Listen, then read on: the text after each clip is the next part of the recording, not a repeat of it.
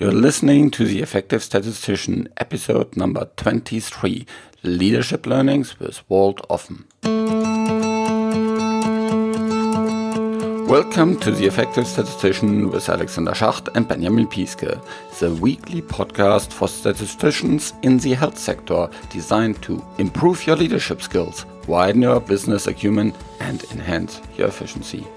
In today's episode, we'll chat about 10 leadership lessons together with Walt Offen. Walt Offen is probably the most influential leader in statistics that I actually know.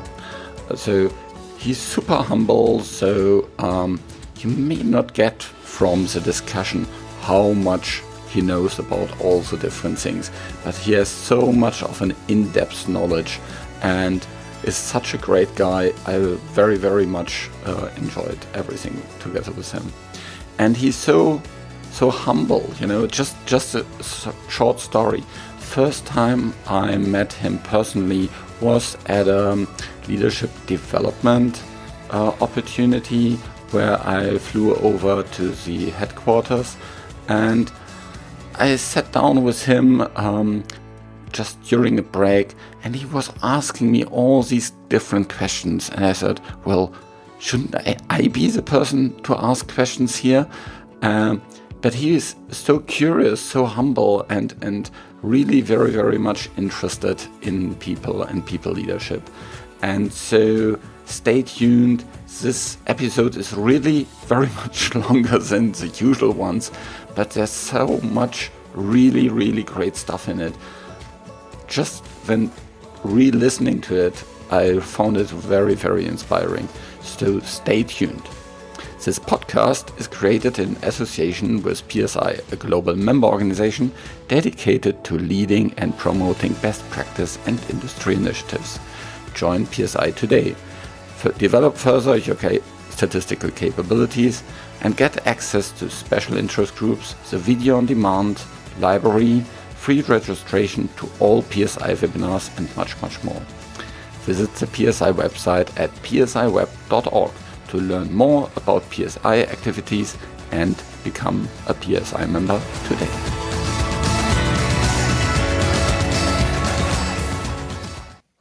Welcome to another episode of The Effective Statistician. Today I'm actually alone here hosting this podcast because my co-host Benjamin Pieske can't make it for some other work today. Because we also, of course, have another regular job that we are paid for. And but I'm together with an old colleague of mine, Walt Offen, that used to work for Lilly and is now working for AbbVie. Hi, Walt. Okay. Thank you, Alexander. Just a little bit of background on myself for those who don't know who I am. I received a PhD in 1980 from University of Florida, and I went directly to Lilly. And I worked at Lilly for 31 years. I retired in 2012. And after a weekend of retirement, I started work at AbbVie, and I've been at AbbVie since then for about 6 years now. And a couple of comments to start.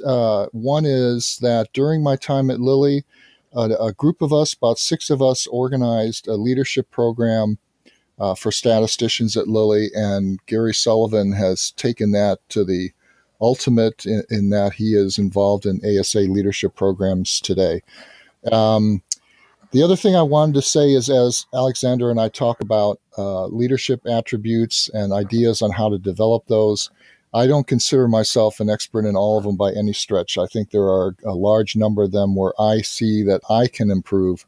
And I wanted to just mention that disclaimer to start. So with that, Alexander, you want to? Yeah, very good. Thanks a lot. So basically today we will go through 20 attributes of highly successful leaders based on Walt's experience. And obviously, as he had just explained, his very long experience.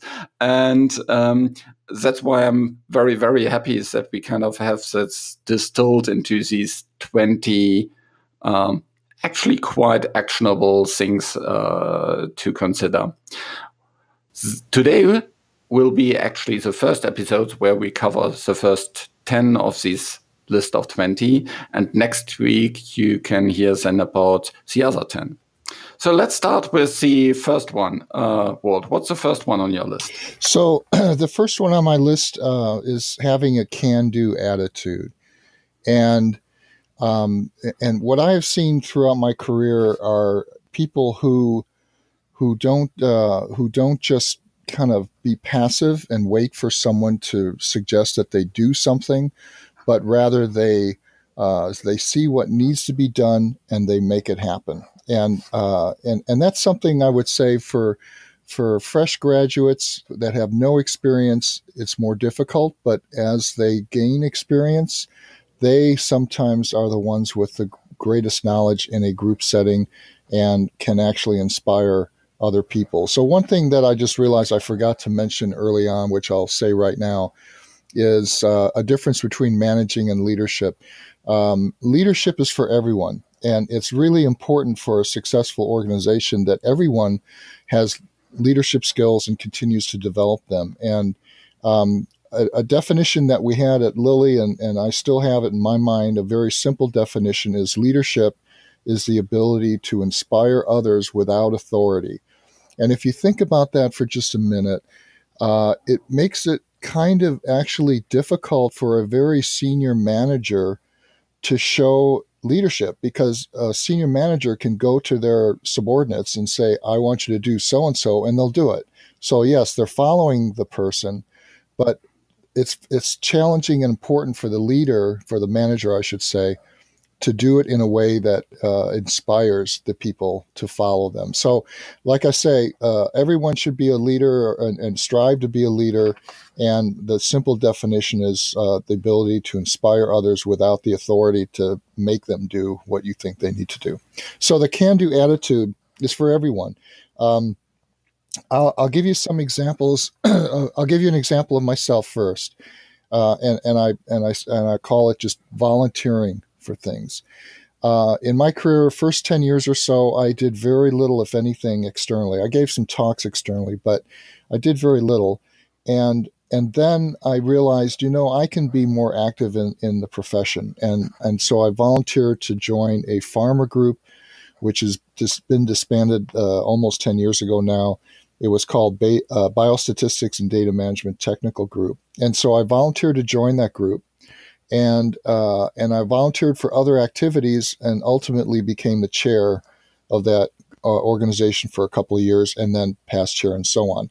That gave me an opportunity to be influential with regulators, because that was a key thing that group did. It was a cross-company or a group of about 15 people that included statisticians, programmers, and data scientists across different companies. And so I just, from there, I just latched on to other opportunities of doing some research within that group, publishing it, and having influence on regulators. So volunteering is important. In terms of that, what would be the opposite of a can-do attitude? I would say it's a good question. The opposite of a can-do attitude is being very passive. Basically, you know what work you've got to do. You do that work. And then, in a sense, you I'm maybe exaggerating a little bit, but you sort of just sit and wait for the next order, if you will. So the opposite of it is not really using your brain to help the greater organization understand what needs to be done, and actually helping drive the team or the organization to have it done. So the opposite is being very passive, very quiet. Mm-hmm. So being proactive and yes. Seeing where the work needs to be done, right. Picking it up and moving with it. That's right. Yeah. Another term that's been used, I think, is self-initiation. So and actually, as I interview candidates for jobs at AbbVie, that's something I'm looking for. I'm looking for somebody that shows some history of just volunteering, of taking the ball, if you will, and inspiring others really to get something done, as opposed to somebody that just takes courses. They might get straight A's, but they don't really show any leadership. potential. Great. Very So good first point. What's it? Yeah. Yeah. I have a little more on the first point I want to say. Okay. Two more things. One is everybody probably has heard people in management say individuals are responsible for their own career. And in a sense, having been when I was in my early age, it's like, what do you mean I'm responsible for my own career? I don't necessarily know what I want or what I need to do.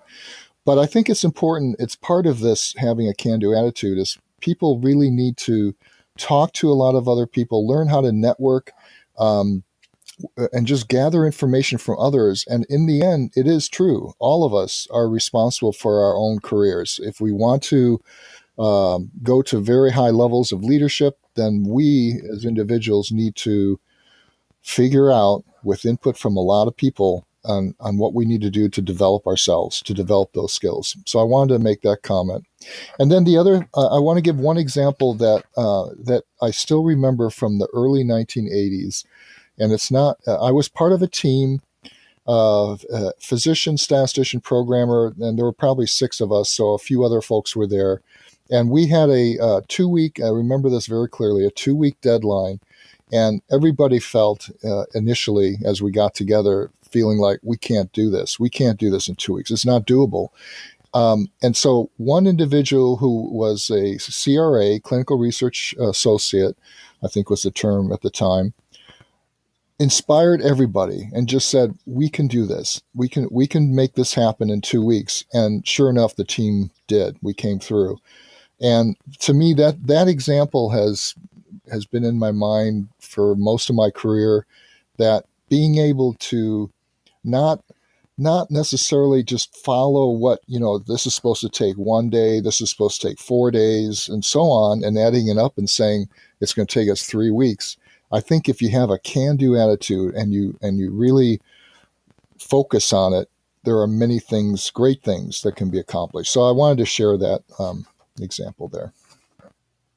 Yes, that's, I think, a very, very good point. And I think the point with the CRA clarifies that it's not about management or not about role power. It's about the relationship powers that you can develop to influence and inspire others, because the CRA had no kind of role power in the sense that he was a supervisor in anything. And also what's interesting, he had, of course, no kind of special expertise power in kind of making this thing.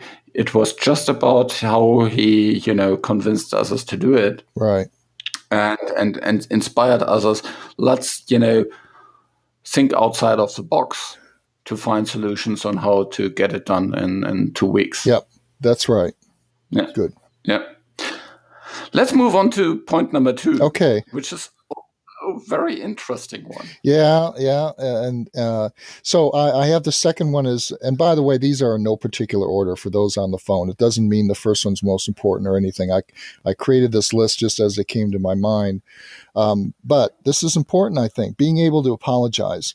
Now, in a way, I'll say this too. Some of these points have more relevance to managers, senior people. This one, I kind of think of it in that term, but it can apply to all of us. So everybody makes mistakes, and and I've known people that are on both extremes. Some who will never say I'm sorry or say that was my fault. I take the blame for that, and then there are others who apologize quite readily. Where I make this point is that for senior leaders in particular, if something goes wrong, honestly, often that senior leader wasn't even aware. So in a sense, you could say, well, they don't need to apologize. It wasn't them. But it is their people, their organization, and they should be able to take the bullet for their people. And interestingly, there are some very recent examples. I've got 3, and I'm just going to mention them very quickly. But just recently in Philadelphia, in Starbucks, a couple of African-American customers were there, and the police came in, they arrested. I don't know if everyone knows this story, but it's making a big splash here in the United States right now, where people are avoiding Starbucks and so on. The CEO came out on the news and accepted the blame, said, we're going to make changes, we're going to train our people, this is not acceptable. And that is so critical. There are other examples. I won't go into the other good ones, but there are other examples where the senior leader takes several days or even never comes out and says, this is on me. I'm sorry this happened. I'll also use this opportunity to say what you're going to see in my comments throughout these sessions is I draw a lot of analogies to from leadership to sports, to raising children, and to military. And I just mentioned that now. And actually, I guess I could say to other businesses as well. But yeah, that's the main thing I have to say. Why is this apologizing so important for a leader? What kind of, doesn't it make him look weak? Good question. I think it's the exact opposite. If you picture, us on a team, we have a supervisor, we make some mistakes, and other people notice it and they criticize. So they criticize the department. A leader who just says, well, that was Alexander's fault. I can't believe he was so dumb about it or whatever. And that's going to make you not feel very good about that leader. You're not going to have trust. You're not going to have respect, as opposed to a leader who's willing to take responsibility for it. And the leader, again, doesn't have to be a supervisor. It could be just somebody on the team that says, look, this is my fault as much as yours, even though maybe it was somebody else's fault. Being able to share the blame means everybody that trust connection, that relationship connection has just been fortified. And that's why I think it's that important. Oh. It goes back to the kind of, it builds more trust. And collaboration. And it provides a more safe environment to work in. Yes. And to your question on the other one, the opposite would be people pointing fingers. And if you think of being on a team where every time there's a little mistake that happens, everyone's trying to make excuses. Well, it wasn't my fault. It was Joe over here. That team is going to disintegrate. They're not going to work well together. No one's going to trust anyone. Everyone's going to be covering their own behind, making sure that it's clear it's not my fault. Boy, that's not a way to move forward. So people need to really say, I belong to this team. Anything that happens is the team, and praise others, and don't knock them down and blame them for things. Yeah, and I think also in terms of mistakes, in a culture where you are not allowed to make mistakes, you'll never see any change, any innovation, anything, really dramatically happening, because people will just kind of do exactly what they said and stay exactly kind of within their boundaries and, never do something different. And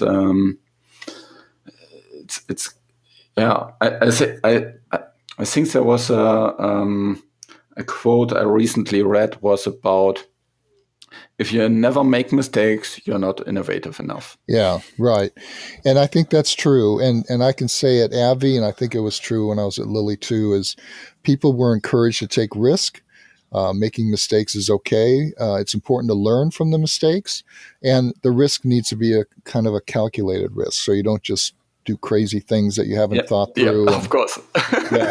But that's right. Yeah. I think you're right. Without that, when we talk about kind of different industries and companies, the companies that don't take risk, I've heard a recent talk where they singled out Blockbuster. Blockbuster for a while was, and I don't know if this is in Europe or not, but they were renting out CDs and DVDs and videotapes so people could go and watch movies. They would rent them out. And then Netflix comes along and they send DVDs through the mail, and then all of a sudden there's live streaming. So Blockbuster went out of business. And I think nobody there was willing to say, let's take a risk and actually change our whole business model. And so, it's very important to take calculated risk and really even destroy your own business, if you will, if you want to survive. Let's go on to topic number 3. Okay. So here's one that kind of overlaps, I think, with the first one. I wrote down inspiring others to join the cause without authority. I don't know what else I can say. I guess other than what I will say, maybe I'll use the opportunity with this point to say to people that as you start your career, don't feel like you have to be able to do all of these well at all. I mean, there's a period of time in one's career where they're learning. And I mentor quite a few people at AbbVie today, and I encourage them to be like a sponge. Go to webinars, seminars, just learn, not just statistics, but learn the business. And that's something I don't actually have as one of my points. And the inspiring others comes with experience. So as individuals have experiences that they can relate to the current problem or team, that's where they can now begin to really demonstrate leadership within that team. Yeah, very, very good point. By the way, all these points will be on the homepage that you can find at www.theeffectivestatistician.com, and like always, the show notes will be there. So just check back the homepage to see all these 20 points that we go through. So let's go to number 4. Okay, so the fourth one is to share credit. This is back to a team setting where everybody has a different responsibility, different function, and you could think in terms of, let's say, a submission. So that's a big deal. Putting together an NDA for a product, lots of different parts to the wheel or the puzzle, if you will. And at the end of the day, it's a team effort, and the team equally gets credit. And so when I wrote this down, that wasn't exactly what I had in mind. So let me say what I had in mind, but that's related. So that's part of it. What I had in mind is there are times where one team member, and actually I'll use a sports analogy here. LeBron James, probably everybody has heard of him at least. He is leading the Cleveland Cavaliers. He's obviously the star player. Many will say he's the best player of all time. If Cleveland advances, they're playing my Indiana Pacers, by the way, and I'm going to the game. I'm going to the game tonight, so a little bit of trivia for folks. But if Cleveland wins, it's although LeBron will have scored the most points and really clearly will have made the biggest difference in why Cleveland won the series. But it's a team effort. One player can't do it. He needs the other people around him to play, whether it's defense, whether they need to score as well. And so related to that, sharing credit, giving credit to others, again, builds that strong relationship and trust. And so if one is a statistician on a team and you've got programmers working with you, you've got data scientists with you, don't ever forget to bring them along and share the credit with them. If it looks like, well, yeah, great, I know I did a great job and there's really 5 people behind you that work their butt off, and you ignore them, that hurts the relationship. That will hurt the next time that you're trying to get them to really bust their butts to help a deadline get met or whatever, or to beat a deadline. And so it's very critical. So one example I'll share, not with names or anything, but just there are some folks that I have seen in management roles that are essentially competing with their own people. And so for managers in particular, when something technical or work gets done, they need to almost have the humility and say, I had minimal impact here. The people that did this work and who deserve the credit are the people in my team. And so sharing credit is really critical, again, in the long term, to develop those close relationships and to be successful going forward. People who try to take the credit and just, say, hey, everyone, look at me, are people that others don't like. They're not inspiring others to follow them. And there are many examples of the bad. There's many examples of the good side of this. In terms of that, what would be typical good points to share credit? Well, I think the best example I have, and we can go deeper in this, the best example I have is where a senior leadership team might be meeting. So let's just say it's a meeting of VPs that are just kind of feeling great because we just got approval. A company just got approval for a very important drug. And some might say to the head of statistics and programming, you did a fantastic job. Thank you for pulling that through.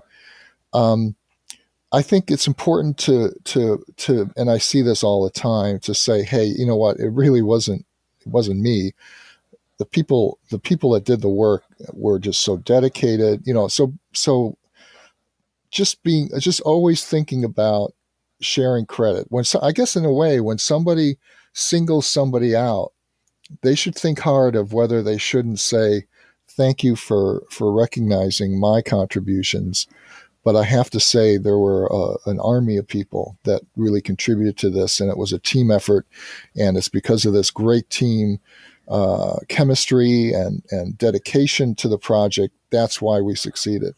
That kind of a statement goes a million miles, and it's critical for continuing that strong team bonding and relationship. So you would say that's actually a very interesting point. I was thinking about kind of occasions where, there's lots of people around, or in, email communication and things like this. But you would also think about these, even very small meetings. So maybe even, these one-to-ones. Even in these settings, it would be very good to kind of, reflect back on that. I think so. I think that it goes into almost any setting, or really all settings. Actually, that leads us perfectly into point number 5. Yes, it does. Yeah, it does. So these are related. So 5 is showing humility. And really, it's interesting. I mean, I didn't, until we started this conversation, it didn't really dawn on me. They all 5 that we're talking about have a linkage of the future, of building those strong relationships. Being able to inspire others means that one has to have some level of humility, and people who go out and just try to take control of meetings and just make the focus be on them personally are not showing humility, and that tends to break those relationships. So I consider this to be a very important one. And I can say, too, again, going back to the kind of folks that I interview and that I try to hire into my company, I look for humility. There are folks that come in and they just feel and act like they know everything. And it's interesting that if we were to look at IQ or grades on all the coursework that they took, they may have straight A's and they may have high IQs, but they're going to fail as a leader. They're not going to be able to inspire others to work with them, and so humility is really critical. If you speak about interviews, this classic situation comes to my mind where the interviewee first speaks with the AA before he went into the interview. And I think how he speaks with the AA can be very, very telling about this old situation and whether he will get the job or not. Yeah, I think that's an excellent point. And actually, I have a fairly recent example where somebody interviewed at AbbVie and met very senior people, including myself, and then met a manager of human resources. And that candidate treated that person very disrespectful.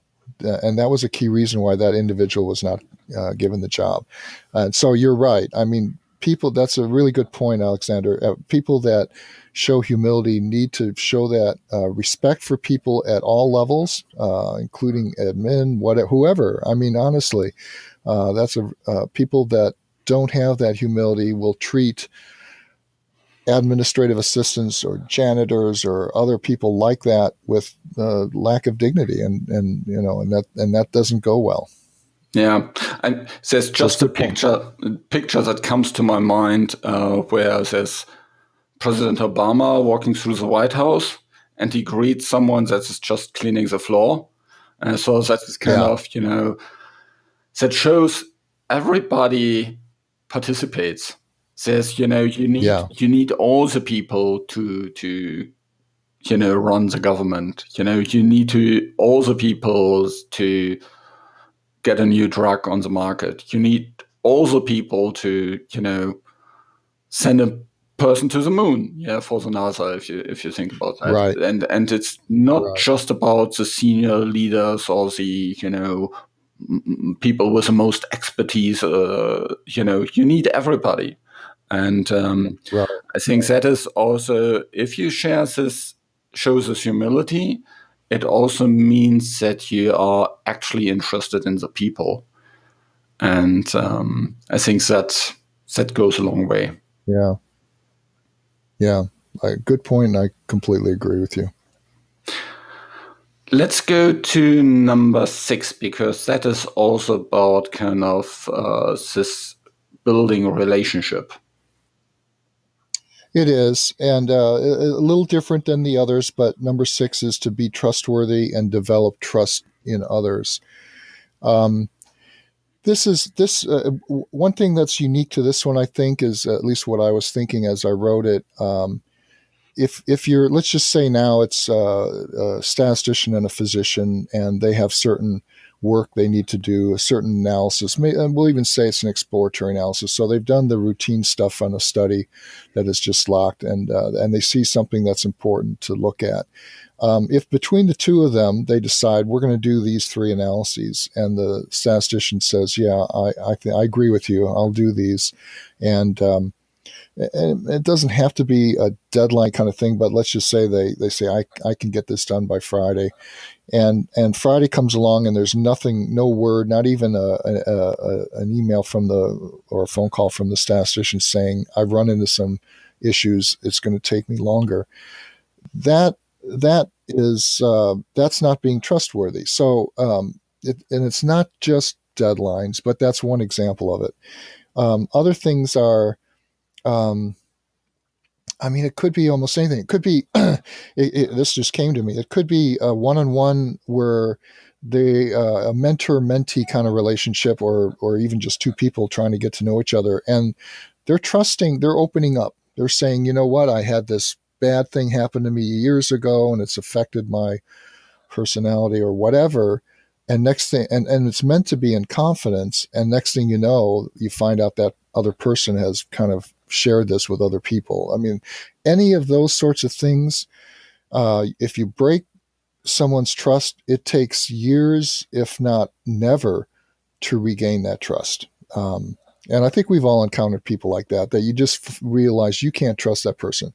Another example, which really we have kind of touched on already, is where, let's say, a manager and a statistician working on a project together, and the statistician works all weekend and evening and does a really great job and shares it with the manager. And then the manager goes off and never even mentions that person. So this is giving credit too, and not in this example, not giving credit, goes off and starts sharing it with senior management. And it looks like, wow, this manager did a great job. Let's promote that person or whatever.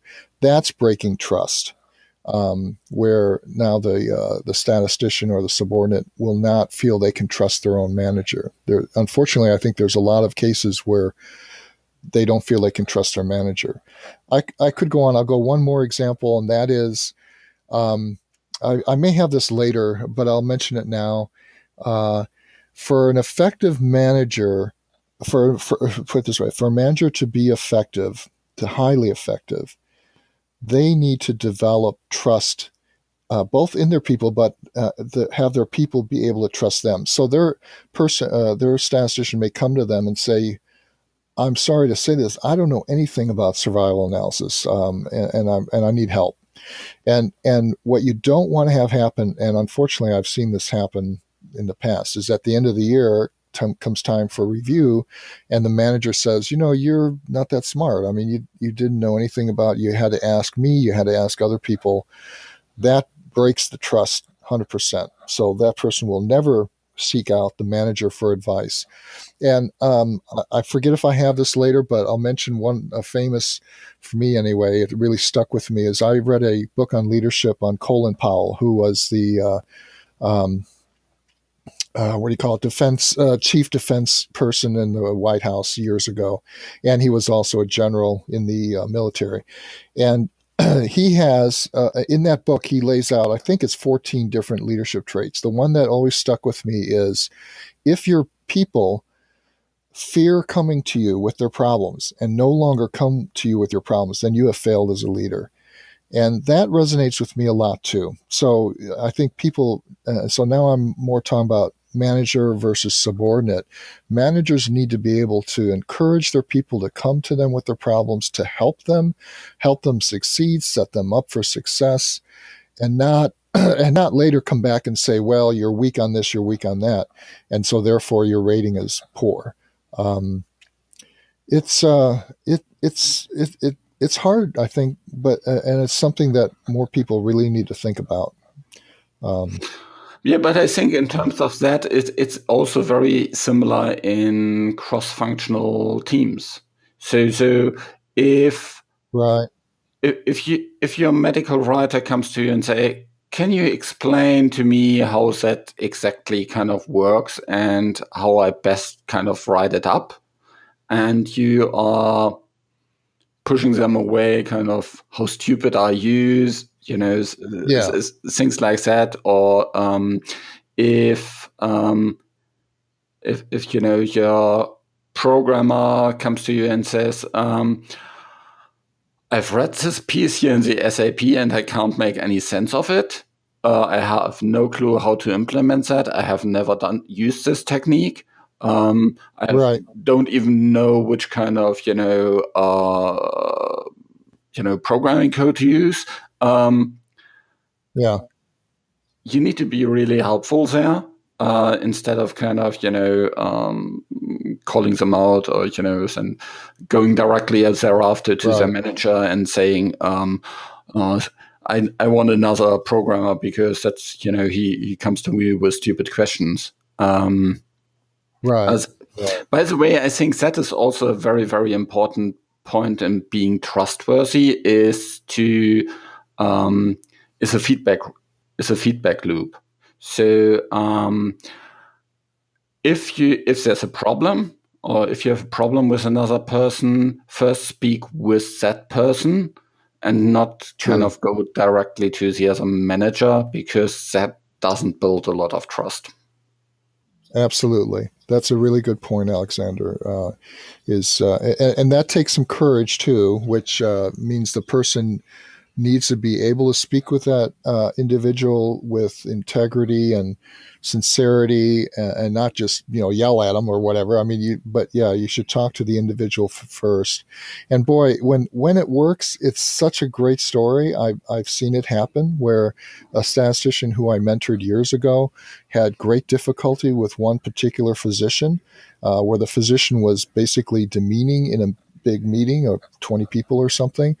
And she ended up going to that physician. They had a nice talk, and the physician fortunately understood, and then they became friends. And there are, stories like that where two people fight physically or whatever, and next thing you know, they're best friends. And that is important, that you don't go to the senior or the manager and have them try to fix it, at least not as a first step.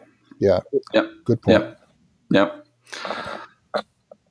Okay, we are already quite in the time here, but it's really, really lots of very, very valuable points that we are touching. So let's really keep it going, because there's so much gold coming here that I think is really, really inspiring itself. Great. Let's go on to inspiration number 7 then. Okay. So 7 is engaging everyone on the team, making them feel valued and important. We touched on this a little bit earlier, but But this is maybe more for whoever is leading that team, although maybe I should make a comment about that. So picture yourself in a team setting, multidisciplinary. You're the statistician. There is always a chair. There is always somebody who is responsible for the meeting. But it's worth me noting that it's important that everybody consider themselves a leader, in the sense that if the discussion goes off topic, everyone has the I don't know, the ability to say, you know what, group, we're going off topic. Let's get back on target. And I have people that I've seen do this, and they're fabulous and they're valuable. And I've had people do it to me when I'm the chair, and things are going either we're going into too much detail. We really should take it offline. Somebody in that room will say, we really should get back to the agenda, take this offline. So I'll mention that as part of this one. But as far as making everyone feel valued, there are, I'm sure everyone's been in team settings where let's just say there's 20 people in the room and only 3 of them are really talking and everyone else is listening. There's a little bit delicate here in that somebody who's introverted and shy and maybe new, so they're really just learning, you don't want to put them on the spot by saying, well, what do you think we should do?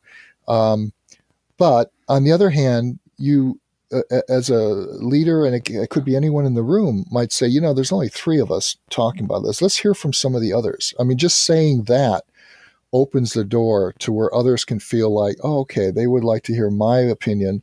Doesn't mean the team is going to ultimately follow that viewpoint, but nonetheless, it's important to hear all different perspectives, and then as a team, the best decision can come out.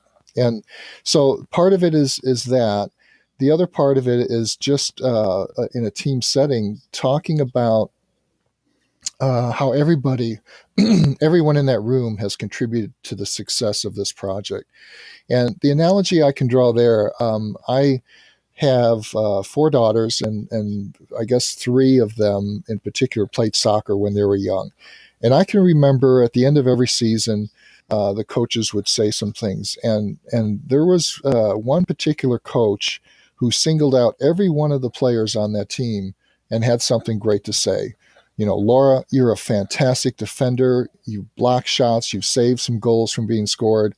Great job. And then the next person, Mindy, you're amazing how you can dribble the soccer ball and fake out the goaltender and score goals. And that is, to me, a great example. But this is one where I'm kind of weak on, I think, is being able to say something great about every single person on that team. And that can even include the administrative assistants. Like, without you, we would be burdened. We wouldn't be as organized, and so on. So that's what I would say is part of this, is engaging everyone on the team, but also helping every single one of them feel valued and important. I think in terms of the meeting setting you just talked about, these introverts, sometimes it's really good to, if you know that these are introverts, to speak to them beforehand, to make it more safer for them to speak up, and kind of that way makes them more engaged. I think there's also some other techniques that you can actually do. So that, for example, when there's brainstorming, there's very often kind of the extroverts, they rule the room. But you could do a brainstorming, for example, where first everybody writes down their notes, and then everybody shares them. And that way, everybody is engaged and everybody contributes, and not only just the, those that always say something first Right. That's a great point. And I'll also mention another strategy is to give, and many times the statisticians are quiet. Some of it's culture, some of it's just the selection of folks that go into statistics. Teams, when they give those folks an opportunity to give a short presentation, or it might be addressing 1 or 2 slides in a multi-slide presentation, that helps bring out introverts. And actually, that has helped me. I've even said this to somebody recently that in that kind of a setting where I really get comfortable is if I'm asked to give a short talk. So it might be on why we have to adjust for multiplicity or whatever in layman type terms, not in a statistical jargon kind of presentation. But having introverts do that, and some folks, when they're extremely introverted, that can be a challenge, but that's how you grow. That's really by doing that, giving these little presentations, people will get better and better at it.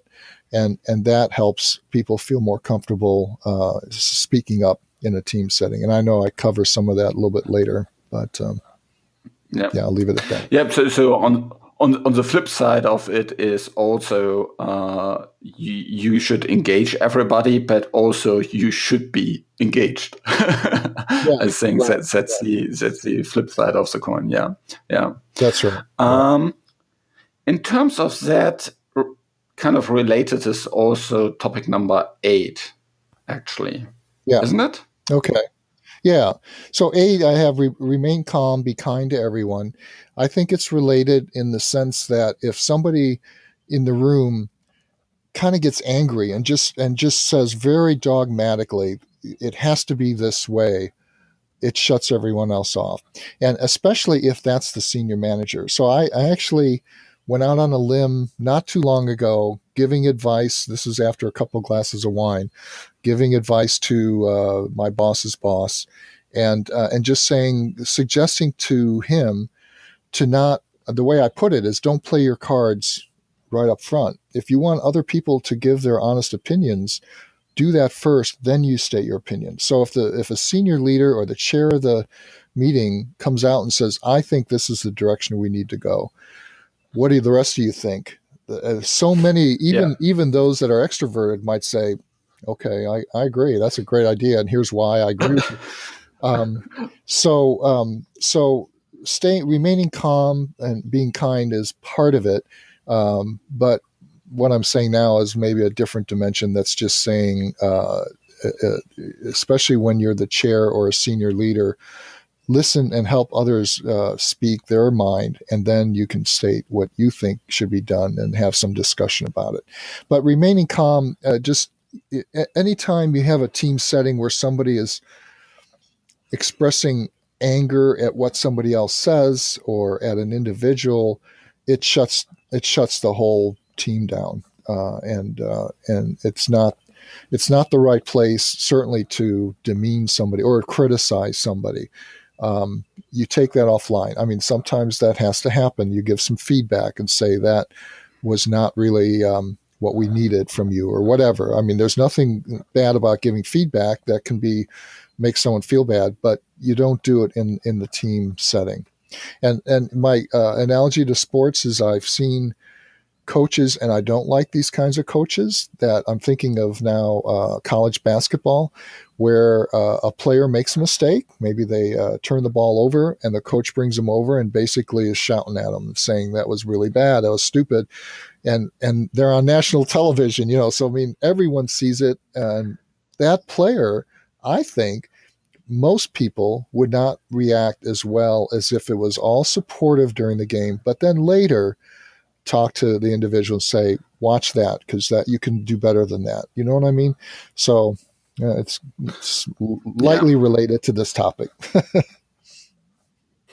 I think when I read this remain calm, I also said about controlling your own emotions and being aware about your own emotions, because, with this coach that you just talked about, of course, he's frustrated about, the mistake of the player.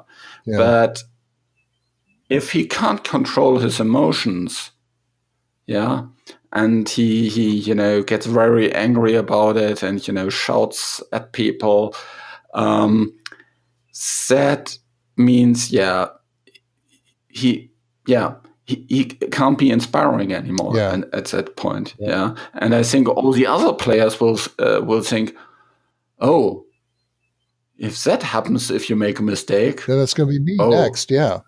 Right. Yeah. Right, exactly. And it is interesting, I think you see sometimes clips of in the locker room at halftime or whatever, the coach will kind of be shouting and screaming, but he's trying to inspire people, and he's not singling out. I think he's just saying, we as a team, we need to really do better on defense. The team scored 60 points in the first half, and these are the things we need to focus on to improve our defense as a team. That's different than singling one person out, because you're right. If that happens and others see it, it's like, now I can't take risk. I got to be very careful. I don't want to make a mistake, and they're not going to win. Yeah, and I think in terms of this kind of, it's not about you still can show emotions. That's completely fine. I think it's just that you are in control of your emotions and not the emotions control you. Right. And then I think you can use these emotions to actually be inspiring. You can be really angry, and you can, show it also. In that way that, but as you say, in this we talk, and that way you leverage your emotions to actually, create a sense of team effort, and, we get out of this together. Yeah. Right. And instead of kind of yelling at people. Yeah. Yeah. And I think it's especially in kind of our virtual setting, I've seen that multiple times where, there's an email coming and you feel really angry about it, or you see that someone else felt angry about it, and then there's a reply and that gets escalated. Yeah. So I think that is I think if you can't even see the other part, if you don't see the face of the other person. Yeah. That is especially kind of difficult. Also a reason why I think you should always turn on your camera, because that helps to kind of see also the intention of the other person, and can help to speak about emotions in a completely different way. Yeah. And for the listeners, that's what Alexander and I are doing. We have FaceTime, so we see each other's faces. No, they actually brings me to a really important point, I think. And I think being introverted makes this more difficult for some people. I really encourage people, when you can, to go to meetings in person. Too often, the worst, most egregious with violation of this principle is somebody, their office is in the same floor and building as where the meeting is, yet they dial in, and there's no face. It's just on the phone. So they're just listening in. And really, for a team to gel, you go there in person as much as you can. And if it means traveling a mile or whatever, do it. I really encourage people to show your face, be there in person. And if you're on the phone, as much as you can, use a webcam so people in the room can see your face, and you can even raise your hand and say, hey, wait, I have a comment to make or whatever. And it really makes things go much better. So. Yeah, absolutely. And it helps to remain calm if you see the other person. Because it's not just an email address. Yes. There's another person on the other line. That's right, yeah. Okay, let's move on to point number 9 now. Okay, so 9 is providing opportunities for others to shine. Very related to some of the others, giving credit to others. But this is more, I would say, if somebody is responsible for a team, whether it's a manager with a team of statisticians, giving others opportunities to both grow, so they're being challenged, they're being given responsibility for something maybe they haven't done before, and you can help coach them and give them advice, and that's where it's so important that they feel comfortable coming to the person or the manager or whoever to ask questions, get clarification. You want to encourage that, and then it's a success for them. They get credit for it. They shine. Others see that they did a great job. That does a number of things. One, it strengthens the relationship between them, um, makes for greater outcomes down the road, and it helps develop future leaders. I mean, for any organization, I feel like this is true no matter how small the organization. All of us benefit if we help younger and others grow in what they're able to do and so on. So giving them opportunities means that we're helping develop the future leaders. And I'll share this story. I mean, I actually said this recently to my current boss, is that my goal is to have the people in my organization be able to do their jobs well without me. My goal, and it won't happen this way, but my goal is that I would retire and no one would even know it. They'd say, well, I guess he's on vacation. We'll just keep going. We know what we need to do. And that, I think, should be the goal of every leader. Every leader should feel, every manager, but even everyone should kind of feel like, if I can develop the person that's working with me, then that gives me the opportunity for the next challenge. So it's not just for senior leaders, it's for others that might, even individual contributors that might be asked to mentor or coach a brand new employee. If that person brings that person up, then they can take over their role, and that statistician, let's say, can take a higher responsibility. So there's personal or selfish kinds of reasons to help bring others forward and help them, give them projects where they can shine and feel ownership, and it's good for everyone. Yeah, I think it's also in not from only from a supervisor to employee relationship. It's also peer-to-peer relationships. True. So just as an example, when I worked with a physician and we prepared an advisory board, he said, I could show these slides, but I think you are in a much better position to show them. So we did the presentation together.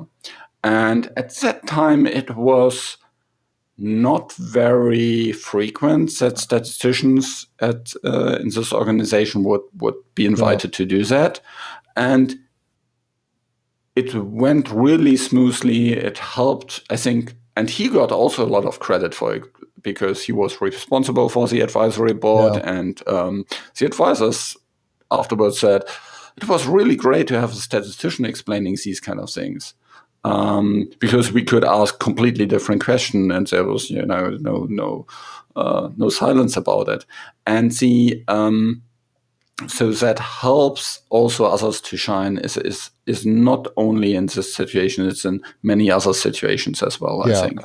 I completely agree with you, and you can take that same story and say where the statistician is the primary presenter at maybe a project team meeting, having some more junior statisticians play a part in that presentation does the same thing. It helps them feel more a part of the success of the team and helps them shine as well. Yes. Okay. For today, let's go to number 10 now. All right. So number 10, I have putting the organization, colleagues, and the company ahead of personal goals. What I think is important, I think everyone would agree with this. What is important for an organization, and I'll just say for a company, to be successful is if everyone is aligned in helping that company succeed. And in our industry, we're trying to develop treatments that help patients in need to improve human health. And so great motivation factor. Some of our treatments treat sick children. Others help, if we can cure Alzheimer's, how amazing would that be? And so really, even for somebody who feels like they early in their career, they feel like my aspiration is to be the head of, the VP of statistics, let's say. Even for those individuals, the way to get there is to always keep in mind the success of the company, your specific organization, and the people around you. The people who go out and basically run over others that get in the way or whatever. Some companies, they may succeed, especially those that go from company to company, I think.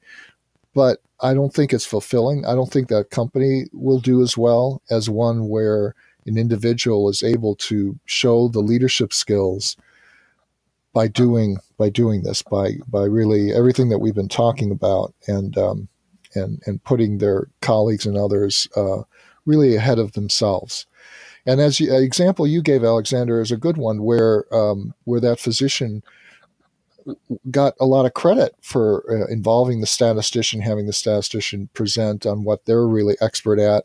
And it's a good example of where it's a win all the way around. Everyone wins, including the person who gave up a piece of the floor time.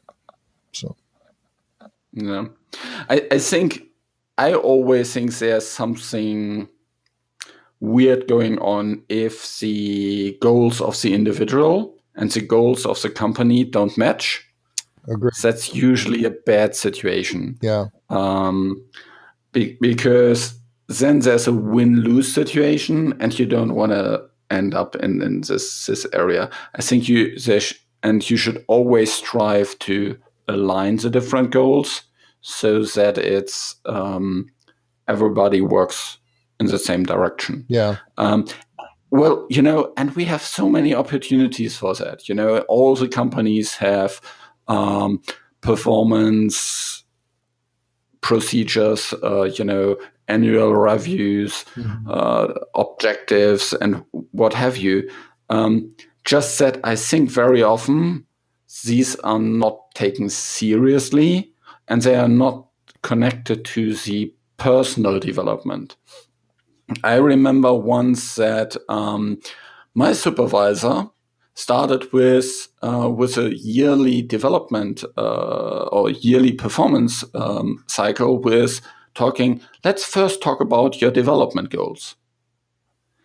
And that's weird. And my supervisor said, yeah, I also thought first that's weird, but my supervisor did the same with me. And it actually was very, very important because that way you can actually see, okay, what am I really interested in for my personal growth?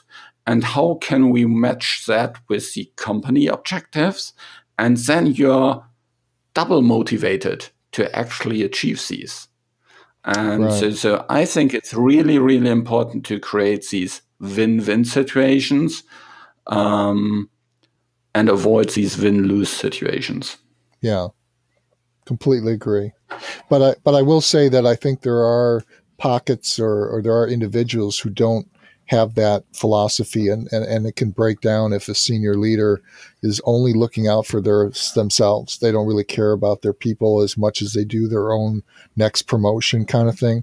And my point, I guess, is I don't think that leads to the kind of success where not only do they get to a high level, but also the whole organization is performing at a great level.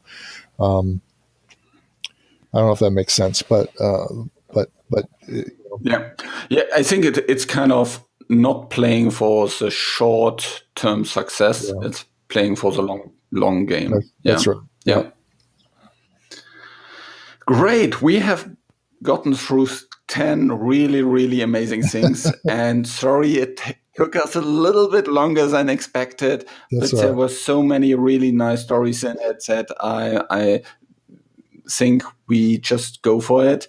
And this episode is today a little bit longer than usual, but I think you got so much out of it that it's really, really helpful. So thanks a lot, Walt. You're welcome.